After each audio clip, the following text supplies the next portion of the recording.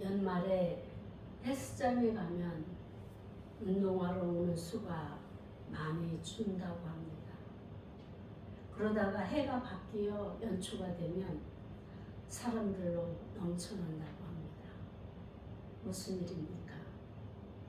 연초가 되면 나름대로 목표를 세워서 운동을 시작하는 사람, 금연을 하는 사람, 또 성경 일독을 해보겠다고 다짐하는 사람도 여러 형태의 목표를 세우고 시작하는 사람들이 많다는 것입니다.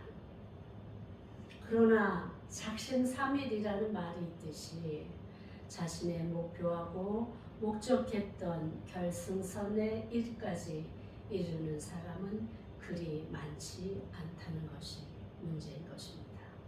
왜 그럴까요? 시작하기는 쉬우나 그 결승점에 이르기까지 그 과정에 충실하지 못하기 때문 아니겠습니까? 큰 결심은 하였지만 하루 해보니 할만합니다. 이틀 해보니 한 가지씩 방해 요소가 나타납니다. 그리고 3일, 4일 되니 이제 점점 처음에 목표하고 계획했던 일들이 오히려 자신을 괴롭게 하는 것 같이 여겨져서 그 일을 그만두게 되는 것입니다. 다이어트 하시는 분들 보면 참아야 할 것도 많고 해야 할 일도 많아집니다. 전에는 그저 먹고 싶은 것 아무 때나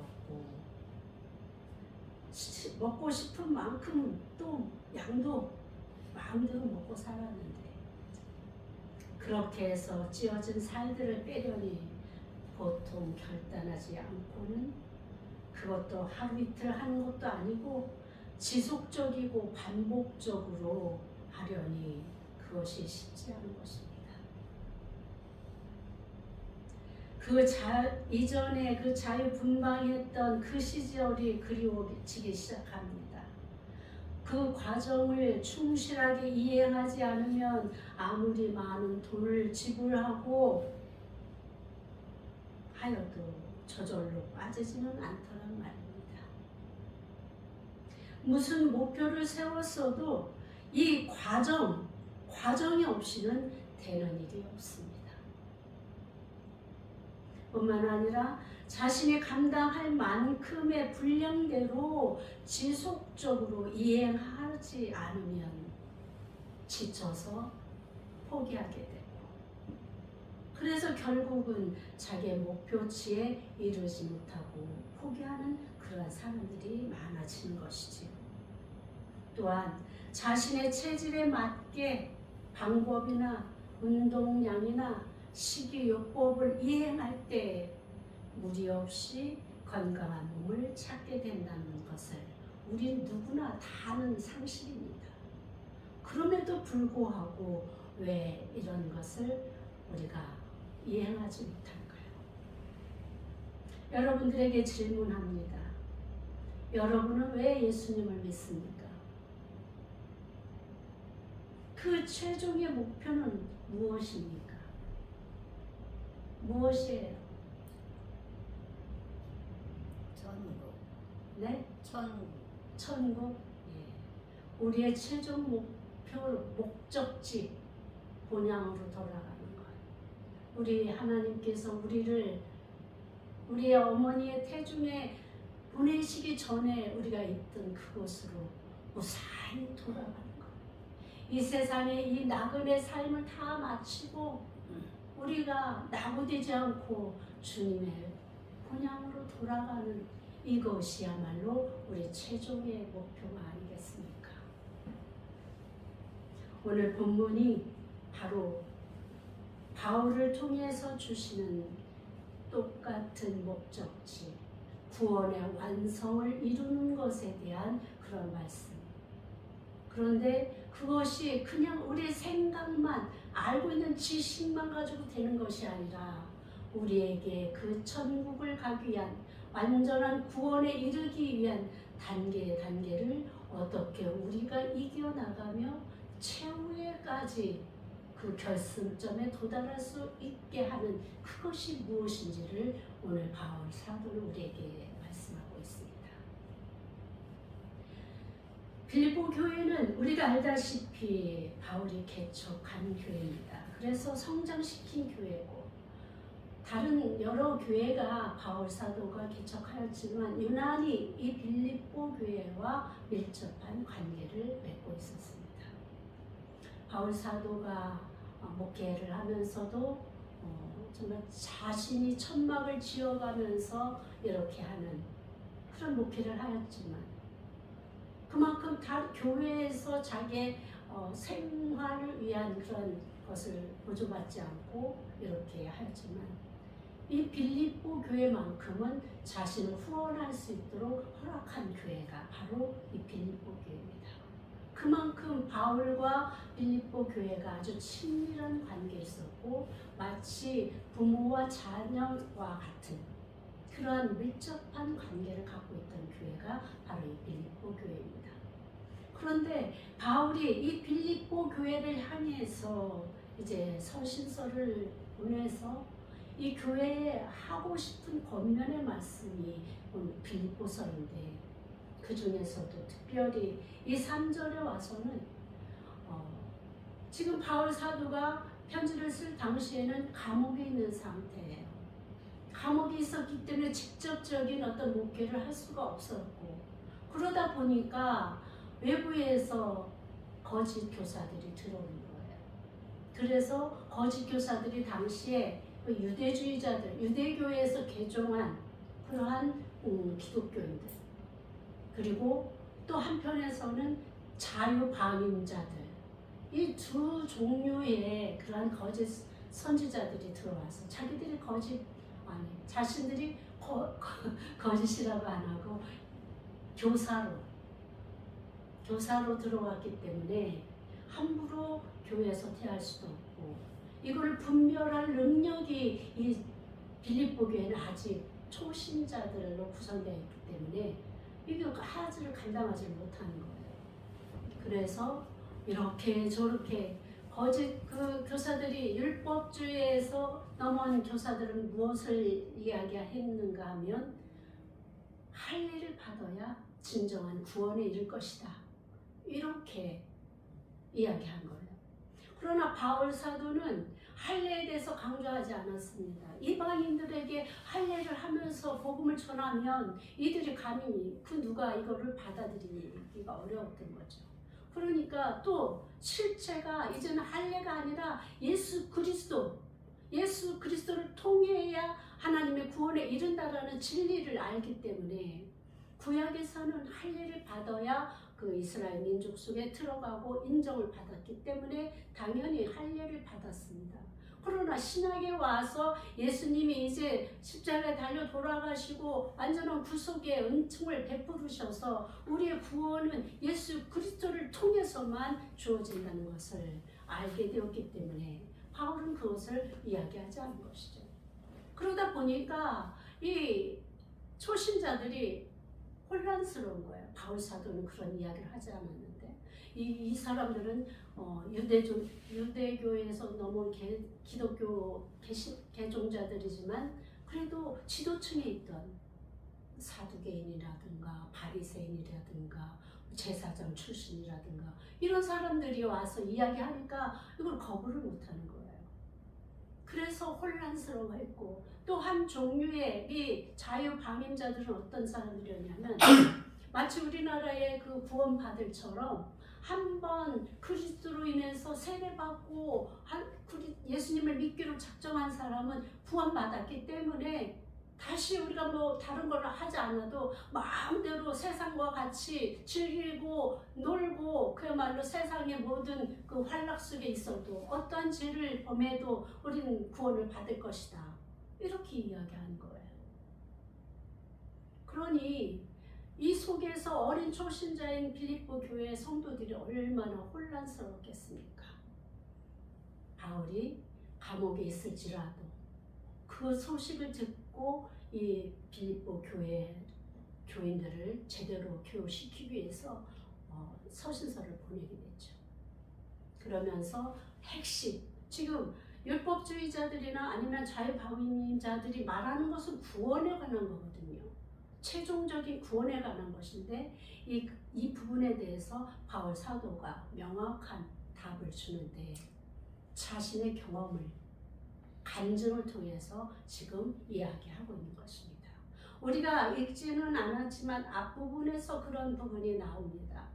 나오면서 바울 사도가 이야기한 것은 자신이 예수님을 다메섹 도상에서 만남으로 완전한 구원의 그 시작은 되었다라는 거예요. 주님께 붙들림 받은 이 삶, 이것으로 시작해서 구원에 들어갔지만 이것으로 끝이 아니다라고 이야기하고 있는 것입니다.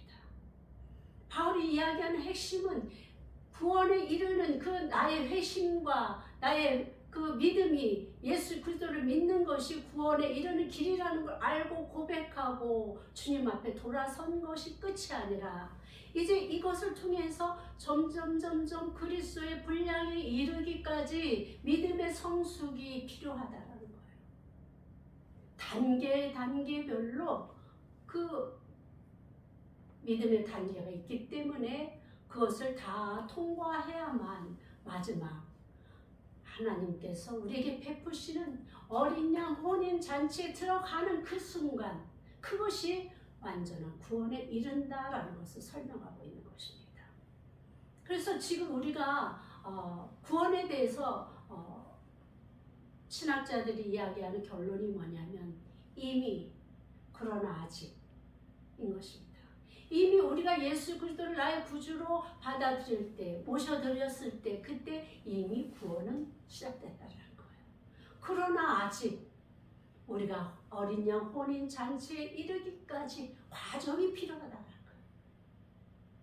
그래서 우리가 한 번 믿었기 때문에 우리는 괜찮아, 우리는 구원에 이를 거야, 이걸로 끝나면 안 된다는 것입니다.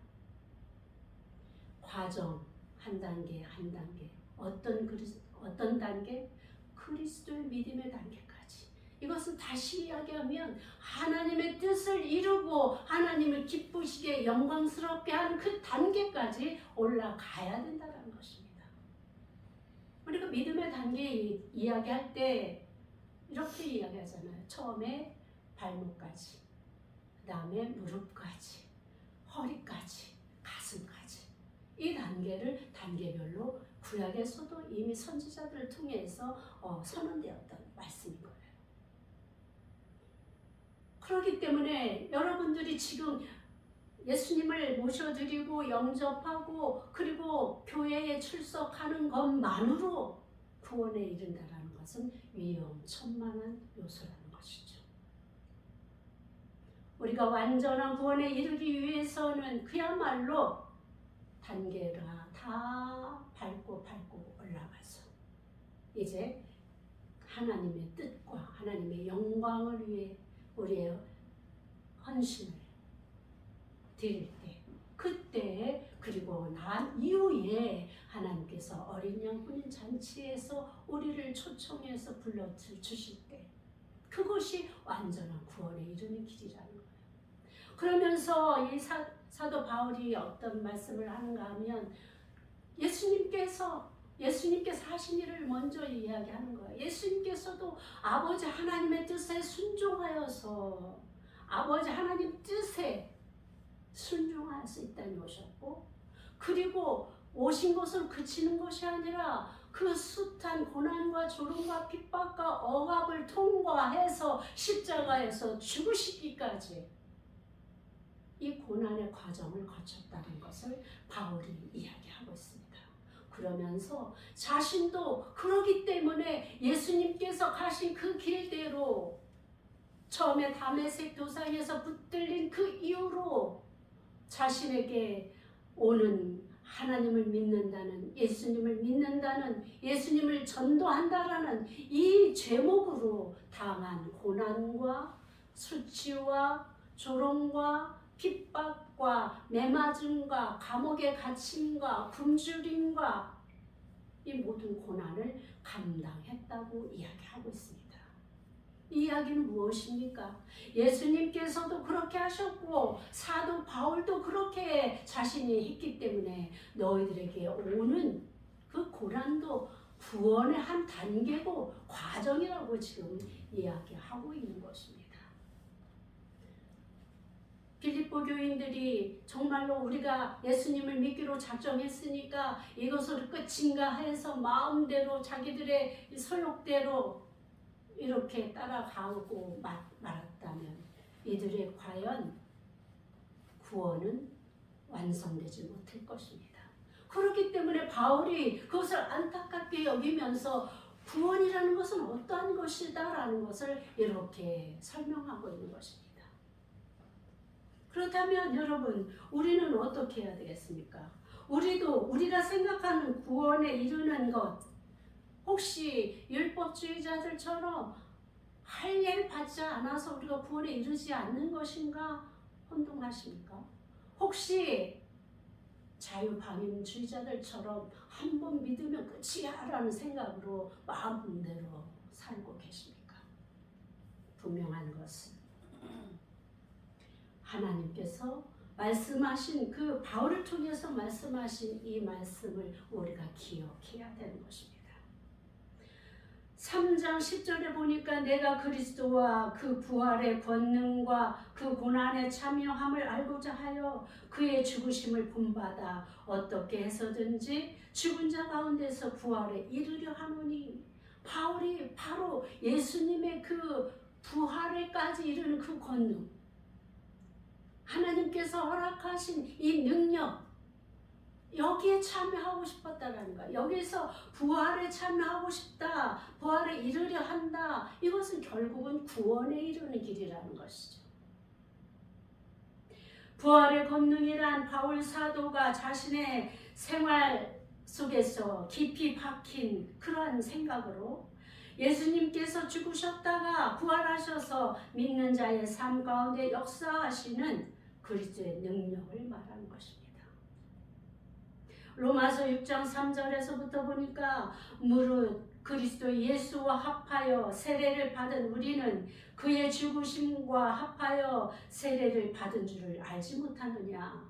그러므로 우리가 그의 죽으심과 합하여 세례를 받음으로 그와 함께 장사되었나니 이는 아버지의 영광으로 말미암아 그리스도를 죽은 자 가운데서 살리심과 같이 우리로 또한 새 생명 가운데서 행하게 하려 함이라. 만일 우리가 그의 죽으심과 같은 모양으로 연합한 자가 되었으면 또한 그의 부활과 같은 모양으로 연합한 자도 되리라. 이 말씀은 그리스도와 연합한 자, 그리스도를 믿는 자들은 그리스도의 죽음과 부활에 함께하는 것이고, 그 이후의 말씀을 통해서 그 그리스도의 십자가에 자신의 죄는 죽어지고 부활의 영광에 참여하게 되는 자들의 이후의 삶은 그리스도와 같은 삶을 살아야 한다고 말씀하는 것입니다. 그러니까 예수님께서 하나님의 뜻에 따라 이 땅에 오셨고, 그 다음에 십자가에 달려 돌아가셨고, 부활하셨고, 그 다음에는 그 다음 단계가 무엇입니까? 하늘에 오르사 하나님 우편에 앉아 계시고, 이게 영광인 거예요. 하나님의 영광에 참여하는 거예요. 바로 그것처럼 우리도 이렇게 죽은 자 가운데서 주님이 오실 때 죽었을지라도 다시 부활하여서 하나님께서 그야말로 그 부활의 영광의 자리로 우리를 이끌어 주신다는 거예요. 우리의 이름을 한 사람 한 사람 부르면서 그 자리로 이끄신다는 거예요. 이것이 바로 우리 성도들의 최종의 목표가 되어야 된다는 것입니다. 예수 믿고 잘 되고 건강하고 복받고 이것만이 우리의 최종 목표가 아닙니다. 이것은 그야말로 더하여 주시는 은혜 속에 하나님의 자녀들에게 공급하시는 그런 은혜이지, 이것이 우리의 목표가 되어서는 안 된다는 것입니다. 하나님은 하나님을 믿고 하나님을 바라보고 하나님을 기대하고 하나님의 영광을 위해서 사는 그 자를 외면하지 않으시고 때마다 시마다 그의 형편을 돌아보시고 필요한 것을 공급하여 주시고 그리고 위험 속에서도 주님이 보호하시고 건져주시는 그런 하나님의 원리를 우리가 왜 아직도 우리 속에 온전히 세우지 못하고 있는 것입니까? 이것이 하나님의 원리입니다. 하나님의 백성으로 사는 사람들에게 주어지는 하나님과 우리와의 관계 속에서 이루어진 하나님의 약속이고 실천인 것입니다. 그렇기 때문에 우리는 하나님의 그 뜻을 이루기 위해서 살아가는 우리는 우리의 최고의 목적인 그 최종의 목표에 다다르기 위해서는 편안하게 형통하게 그저 아무것도 안 해도 그냥 저절로 에스컬레이터 탄 것처럼 쭉 올라가는 것이 아니라는 것입니다. 그때마다 신앙의 단계가 있지요. 여러분들도 아마도 느끼실 것입니다. 어떤 단계에 가니까 계속해서 사람들과 분란이 일어나고 주변이 나를 괴롭히는 그런 단계가 있을 거예요. 그런데 그 단계를 통과하지 않으면 그것이 통과할 때까지 반복됩니다. 이 통과는 하나님께서 정말 우리에게 우리 신앙 인격을 세우기 위한 필수 단계입니다. 누구나 겪는 단계라고 저는 봅니다. 저도 겪었고 저희 주변에 있는 분들도 그런 단계를 겪는 것을 보게 됩니다. 이것을 그냥 마냥 피하기만 하면 계속 그 단계에 머무릅니다. 우리가 이 단계를 뛰어넘어야 돼요. 무엇으로? 하나님의 사랑으로, 하나님의 말씀으로. 하나님께서 내 이웃을 내 몸과 같이 사랑하라. 그 말씀으로 우리가 그것을 실천할 때 그 단계가 통과되는 것입니다. 그 단계가 통과되면 그 다음은 그야말로 우리가 하나님 앞에서 정말로 무엇을 구하든지 주님께서 허락하시는 그 정도의 단계까지 이르게 됩니다. 왜냐하면 우리가 하나님의 가장 어려운, 인간으로서는 어려운 그 단계, 사랑의 단계를 통과했기 때문인 것입니다. 만약 여러분들 중에 그 단계에 머물렀다면 여러분 깊이 하나님과 함께 하면서 여쭙고 능력을 구하고 그러면서 그 단계를 통과하십시오. 만약에 지금 경제적인 문제로 인해서 고통받는 단계가 있다면 이분들은 믿음 생활 속에서 하나님과 주고 받을 것을 분명하게 해결하십시오. 하나님께 드릴 것 드리지 않고는 이 경제적인 문제는 해결되지 않습니다. 하나님께 드릴 것 드리지 않고 그야말로 내 것을 내 것이라고 여기며 아끼고 훔치고 그러한 사람들은 절대 그 단계를 넘어설 수가 없습니다. 주시는 것이 하나님의 은혜요. 하나님의 정말 우리에게 부어주시는 것임을 믿고 그 믿음을 가지고 지금 형편이 어려워서 못해요. 하실 수 있는 대로 여러분의 마음껏 최선을 다해서 그렇게 하나님께 드리는 삶을 살아가는 하나님은 여러분의 경제적인 단계는 가장 기본적인 단계입니다. 이 단계를 뛰어넘을 수가 있습니다. 그러지 않고는 아무리 애쓰고 힘쓰고 온갖 세상의 방법과 지혜를 다 총동원해도 해결되지 않습니다. 분명히 제가 말씀드립니다. 어찌됐든 이런 단계별로의 그 과정, 자신에게 오는 이 과정, 어려움이 오고 고난이 오고 할 때는 먼저 이 단계가 어떤 단계인지를 여러분 구별할 수 있어요. 그래서 그 단계를 가지고 하나님 앞에 여쭙고 주님 주시는 말씀을 통해서 이것을 지혜가 주어집니다. 그럴 때 그것을 총합해서 여러분들 움직일 때 모든 단계가 해결되어지는 것입니다. 고난은 우리를 성장시키기 위한 그런 과정입니다. 고난이 온다고 해서 울고 불고 낙심하고 그리고 세상으로 뛰쳐나간다면 완전히 기회를 스스로 포기하는 것입니다. 고난을 뭐라고 표현합니까? 하나님의 선물을 싸고 오는 보자기다. 이렇게 이야기하지 않습니까? 그 보자기를 풀러야 하는 그 과정을 우리가 해야 그 속에 있는 보물이 무엇인지를 보게 되고 그 기쁨을 누릴 수 있는 것입니다. 푸르지도 않고 그저 갖다 내던져 버린다면 그 안에 감추인 그 보물은 누구 것이 되겠습니까? 우리의 믿음의 단계의 모든 과정을 우리가 감당할 때에 여러분들의 이 바울 사도가 마지막으로 하는 말씀이 오직 우리가 어디까지 이르렀든지 그대로 행할 것이라 하는 이 말씀은 우리의 믿음의 단계가 어디까지 이르렀는지 그 단계에 어울리는 그러한 행함을 하라, 이런 말씀인 것입니다. 그러니까 어떤 사람은 너무 자기 단계는 그야말로 믿음의 단계는 완전히 초보 단계인데도 불구하고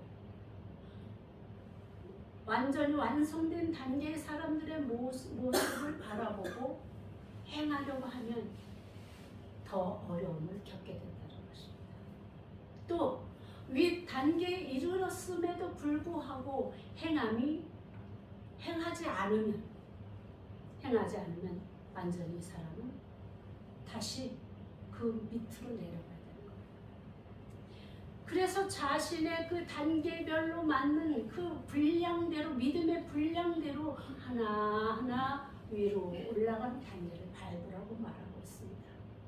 그러니까 초신자들에게, 알지도 못하는 그들에게 무조건 강한 것을 요구하면 그들이 어찌 믿음을 유지할 수 있겠습니까?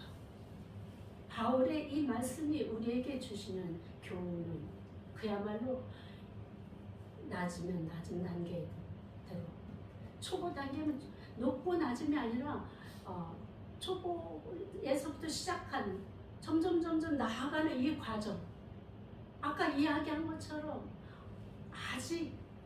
아직에 이르지 못했을 때, 그 과정 속에 있을 때는 그 다음 단계로 넘어가기 위해서 과정에 맞게 이렇게 고난이 올지라도 해결하고 믿음으로 이겨나가고 이렇게 할 때 하나님께서는 구원에 이르게 한다는 것이에요. 그런데 이 과정 속에서 중요한 것이 있습니다. 내가 목표로 하는 것이 이 단계인데 이 단계를 표대로 삼아서 정해놓았습니다. 그러면 이것을 향해 달려가는 사람은 어떻게 해야 되겠습니까? 오직 이 표대만을 바라보고 달려가야 되지 않겠습니까? 그런데 이 표대를 정해놓고도 가다가 뒤를 돌아보거나 옆을 보거나 이렇게 되는 사람들에게 결승선에 이르러서 상을 받을 수 있겠냐라는 말씀을 하고 있습니다. 우리가 연초에 세우는 이 표대, 목적, 목표에 도달하는 것, 이것도 마찬가지입니다. 어떤 목표를 세웠으면 이 목표를 보고 오직 그것만을 바라보고 나가라고 이야기하는 것입니다. 내가 힘들어졌다고 옆을 보거나 옛날에 내가 이거 안 했을 때도 있었는데 하면서 뒤를 본다거나 해서는 아무런 결과를 얻을 수 없다는 것입니다. 뒤를 보는 자는 앞으로 나갈 수 없습니다. 그렇기 때문에 옛날에 내가 어떻게 했는데, 옛날에 나의 삶이 어쨌는데, 누구나 다 왕년이 있습니다. 왕년에 내가 아무 유익이 없습니다. 그저 앞날을 바라보고 내가 목표했던 저 목적, 결승점을 바라보고 달려갈 때는 앞도 뒤도 옆도 보지 말고, 앞은 아니죠, 앞은 바라봐야 되니까 옆도 뒤도 돌아보지 말고 오직 그 결승점만 바라보고 달려야 되는 것입니다. 마라토너가 비가 온다고 그칩니까? 달리다가 눈이 온다고 그칩니까? 바람이 분다고 그칩니까? 그저 그 어떤 환경 속에서든지 그저 달려가는 것입니다. 결승점을 향해서. 그것이 우리에게 필요한 것입니다. 믿음의 결승점에 이르기 위해서 우리에게도 이것이 분명히 필요한 것입니다. 또 우리가 이 땅에서 여러분들 자신의 목표를 놓고도 달려갈 때도 마찬가지입니다. 조금 달리다가 1m 가다가 2m 가다가 포기하는 사람, 그 사람은 아무것도 이룰 수 없습니다.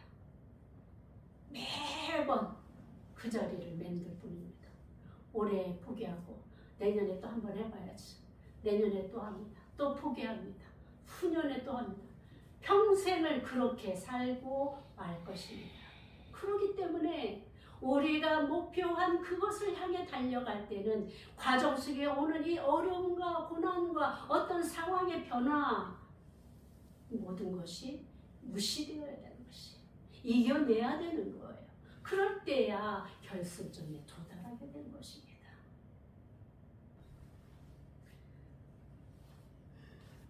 그러면서 바울 사도는 우리가 죄를 짓지 말고 그리스도의 부활에 참여한 자로서 죄와 떨어진 정결한 그런 삶을 살아갈 것을 권면하고 있습니다. 그러므로 너희는 죄가 너희 죽을 몸을 지배하지 못하게 하여 몸의 사욕에 순종하지 말고, 또한 너희 지체를 불의의 무기로 죄에게 내주지 말고 오직 너희 자신을 죽은 자 가운데서 다시 살아난 자 같이 하나님께 드리며 너희 지체를 의의 무기로 하나님께 드리라. 죄가 너희를 주장하지 못하리니 이는 너희가 법 아래 있지 아니하고 은혜 아래에 있음이라. 자, 이쯤에서 바울이 엄청난 선언을 합니다. 남들이 보아서는 바울이야말로 그 부활의 영광에 참여할 충분한 자격이 있다고 그렇게 여겨질 만큼 훌륭한 삶을 살았죠. 그럼에도 불구하고 자신은 아직이라고 표현합니다.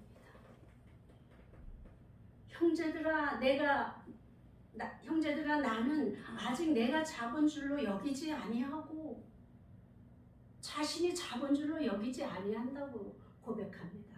오직 한 일, 여기서 많은 사람들이 생각할 때 오직 한 일을 내가 이미 했던 일로 잘못 해석하는 경우가 있는데, 그것이 아니라 한 가지, 예수 그리스도, 그 완전한 구원에 이르는 그 한 가지 일, 그것을 위해서 뒤에 있는 것을 잊어버리고 앞에 있는 것을 잡으려고 표대를 향하여 그리스도 예수 안에서 하나님이 위에서 부르신 부름의 상을 위하여 달려간다, 이렇게 말씀하고 있습니다.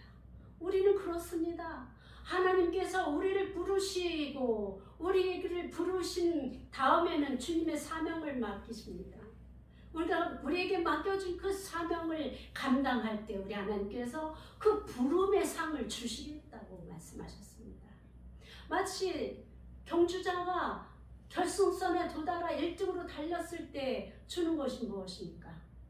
면류관이잖아요. 그렇죠? 예, 월계수관 예전에 그 면류관을 씌워주는 것 같이 우리 하나님도 우리를 부르신 그 부르심을 가지고 우리에게 상급을 주신다고 말씀하시는 것입니다. 하나님은, 하나님의 일을 하는 사람들은 그야말로 그런 이야기가 있지 않습니까? 공짜가 없다, 이런 말씀을 하시죠. 하나님의 일을 하는 사람은 반드시 보상을 주십니다. 그것을 분명하게 아는 것은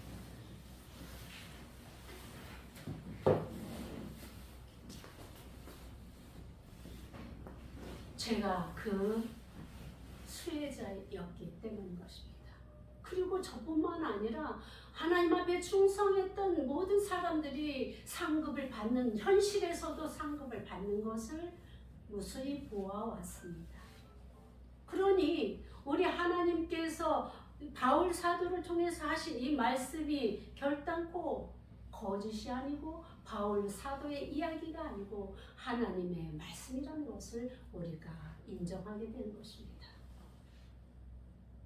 바울은 그야말로 자신이 그렇게 힘쓰고 수고하였음에도 완전한 구원에 이르지 못했음을 고백하는 거예요. 그리고 예수 그리스도께서 자신을 구원하시기로 선택하셨고 사명을 주셔서 이방인의 사도로 삼으셨고 이제 구원의 완성을 위해 달려가고 있다고 고백하고 있는 것입니다. 바울은 뒤에 있는 것, 즉 자신이 지금까지 살아오면서 행한 것들, 잘했던 일들이든 잘못한 일이든지 다 뒤의 것은 잃어버렸다라고 고백하고 있습니다. 우리도 과거에 내가 했던 일, 왜 이것을 바울 사도가 이야기하는가 하면 잘한 일을 가지고 자꾸 기억하면 어떻게 되겠습니까? 교만한 마음이 들어서 교만한 마음으로 인해서 결국은 앞으로 나아갈 수가 없는 거예요. 지나간 내가 잘못한 것이 기억하면 그것에 얽매여서 앞으로 나갈 힘을 얻지 못하는 거예요. 그러기 때문에 지나간 걸 다 놓아두고 앞을 향해 달려가라고 권면하고 있는 것입니다. 바울 사도의 그 말씀을 보다 보면 경주에 대한 이야기가 많이 나옵니다. 모든 꼭 비유하는 데 있어서 경주, 달리기 여기에 대한 비유가 참 많습니다. 바울 사도가 나는 달려갈 길을 다 달려갔다. 최후의 승자는 면류관을 쓴다. 이런 이야기들이 다 이 경주와 관계되는 거예요. 왜 그러냐면 바울 사도가 살았던 당시가 헬라 시대였기 때문에 그때가 올림픽 시작하고 이런 사회 스포츠가 굉장히 지금처럼 축구를 한다던가 이런 건 아니지만 육상 경기에 굉장히 치중해 있었습니다. 그 많은 사람들이 그것을 즐겼습니다. 나라와 나라가 지금 올림픽 하는 것처럼 그렇게 달리기나 씨름같이 생긴 그런 것들 던지기 이런 것들. 그래서 바울이 왜 이것을 계속 이야기하냐면 이것은 사회적으로 다 만연해 있기 때문에 룰을 다 아는 거예요. 상황을 아는 거죠.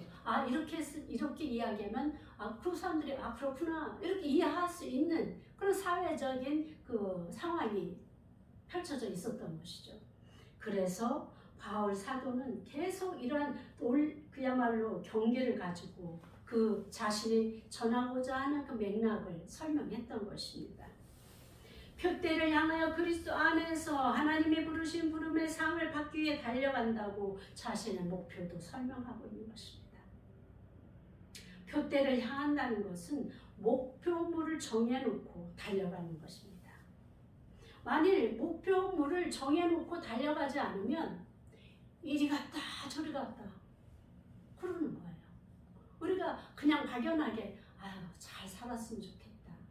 나는 좀 성공했으면 좋겠다. 이렇게 생각을 한다면 어떻게 해서 무엇을 통해서 어떤 성공을 이루고 싶은지 이게 목표가 없는 거예요. 그러나 정말 내가 잘하고 싶다, 성공하고 싶다 이렇게 목표를 정하면 무엇을 통해서 어떻게 할 것인지, 단계는 어떤 단계를 밟을 것인지, 여기에 내가 무엇을 투자할 것인지 이게 계산이 나와야 되는 거예요. 로드맵이 나와야죠. 그래야 그 한 단계 한 단계 밟아가는 그 과정 속에서 1차적으로 발전하고 또 발전하고 또 발전하고 그래야 마지막 목표점에 도달할 수 있게 된 것입니다. 믿음의 생활도 마찬가지입니다. 내가 올해는 성경 일독을 해야지 라고 생각을 했다면 여러분들이 하루에 몇 장, 창세기서부터 몇 장까지 이거는 반드시 내가 읽고 넘어간다 이런 계획이 세워지고 그 과정을 반드시 이루어야 되는 거예요. 그렇지 않고 오늘 못했으니까 내일 20장 읽어야지 이거 절대 못합니다. 그날 정해진 목표 양대로 목표량을 반드시 이행할 때에 율동을 할 수 있는 것입니다. 마찬가지로 삶의 지혜도 바로 우리 믿음의 생활에서 얻어져야 되는 것이에요. 우리가 성경 말씀을 읽는 그 자체를 가지고 주님께서 우리에게 주신 그 말씀이 있잖아요. 10장 읽을 때마다 제게 주시는 감동이 있잖아요. 주의 성령님께서 깨닫게 해주시는 지혜가 있고 지식이 있잖아요. 예전에 우리 어머니 세대들은 교육을 많이 받지 못했어요. 한글을 읽을 줄 모르는 사람들이 많았어요. 그런데 유난히 교회 다니는 사람, 예수 믿는 사람들은 주변의 사람들보다 훨씬 지혜도 많고 지식도 많고 그랬습니다. 그리고 한글도 읽을 수 있었습니다. 이게 무슨 이야기입니까? 바로 말씀을 본인이 통해서 읽게 되면서 말씀 속에 주시는 지혜가 있기 때문 아니겠습니까? 지식이 생겨나는 거예요. 그러다 보니까 사회의 모든 그 정보나 그런 환경을 이해하는 폭이 넓어지는 거예요. 그러니까 똑똑해지는 거죠. 마찬가지로 우리가 내 사업을 잘 일으키기 위해서 이것만 가지고 해야지 이렇게 해가지고는 안 됩니다. 성경 말씀을 통해서 여기서 주시는 주님이 주신 지혜와 지식을 통해서 사회를 바라보게 되고 전망을 하게 되는 거고 이런 배경이 다 융합되어질 때에 우리의 목표를 달성해 나갈 수 있는 것입니다. 둯대를 향해 나가는 그 과정은 결코 쉬운 길이 아닙니다. 그러나 우리가 반드시 기억해야 될 것은 둯대를 정하는 일부터 시작하는 거예요. 그 목표를 정해놓고 그 다음에 로드맵을 설정해놓고 그리고 나서 이제 내가 모든 것이 계획됐을 때 한 단계 밟아가는 이 행함이 동반될 때 우리는 성공으로 나아갈 수 있는 것입니다.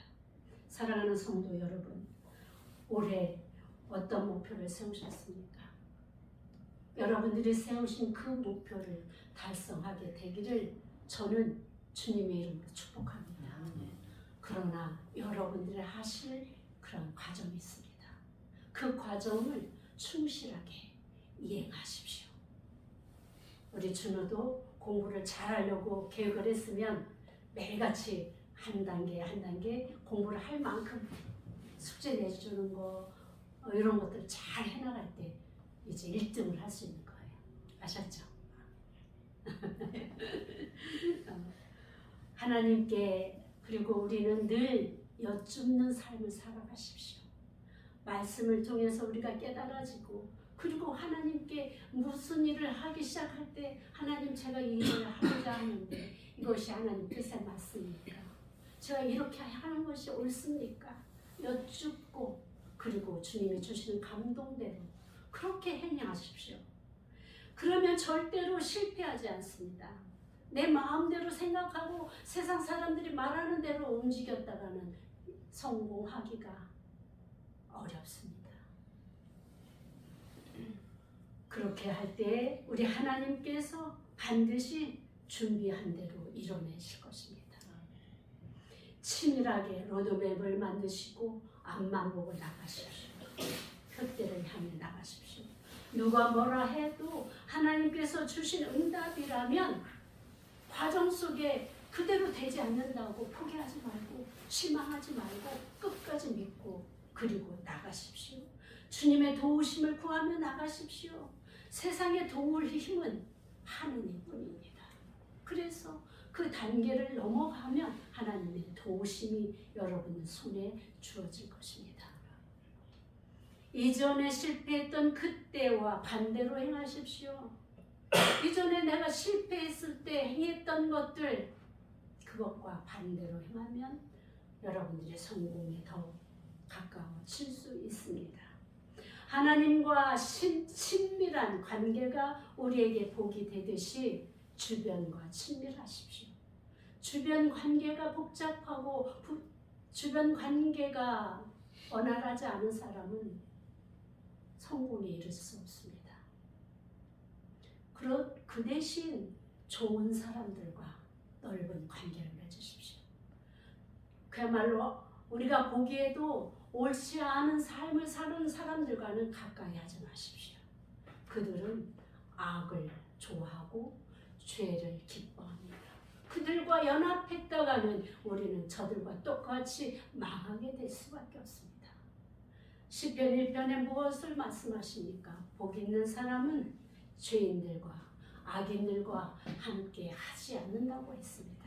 의인들과 함께 한다고 말씀했습니다. 그렇기 때문에 우리는 정말로 의인과 함께하는 자리에 늘 가까이 있게 되기를 바랍니다. 부르심의 상을 받기 위해 이제 푯대만을 향해 바라보며 달려가십시오. 하나님께서 그리고 여러분들에게 주신 달란트가 있습니다. 그 달란트를 활용하십시오. 정말 어떤 분들은 말을 잘 하시는 분이 있어요. 그죠? 그분들은 교육하고 이런데 많이 쓰임을 받겠죠. 그리고 어떤 분은 정말로 달리기를 잘하는 분도 있습니다. 그런 분들은 달리기를 잘하는 데서 자기 달란트를 활용하고 기계를 잘 만지신 분은 기계를 통해서 각자 이렇게 여러분들에게 주어진 달란트를 잘 활용할 때 주님이 여러분들에게 주어진 그 달란트는 여러분들을 사용하시고자 하는 하나님의 계획이 있습니다. 내 달란트는 달리기인데 엉뚱하게 가서 기계 만지고 있으면 성공하기가 어려운 거예요. 그렇기 때문에 여러분들에게 주신 달란트가 무엇인지 잘 살펴보시고 그 달란트를 활용해서 하나님께 2달란트 남겨드리고 5달란트 남겨드리는 그런 여러분들의 삶이 되시면 믿음의 성공, 삶의 성공을 이룰 수 있게 되는 것입니다. 이제 이해도 여러분들의 그 정해놓은 그 표대가 여러분들을 더욱 성장시키는 한 해가 되시길 주님의 이름으로 축복합니다.